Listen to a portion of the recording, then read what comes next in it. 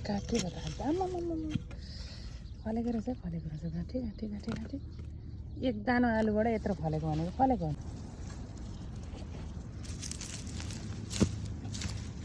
आम्मा यो सबै फल्नु भने यो बढ्नु भने कति फलेको होला त आम्मा मसिन के आलु किन हुन्थ्यो मैले त्यो खाना ल्याएको आलु रोपेको के त्यो पनि रोपेको हो घरमा उम्रेको थियो अनि लडेर यतै आयो आम्मामा हेर त आलु यता नफलेको भन्नु र पुरेर राखे जस्तो भएर फलेछ र यो आलु त यत्रो झ्याङबाट यत्रो आलु फल्नु भनेको फलेको होइन त्यो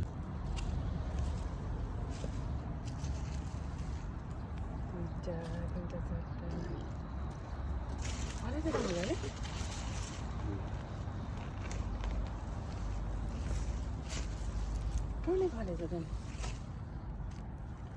यो चाहिँ पुरानो यत्रो रोपेको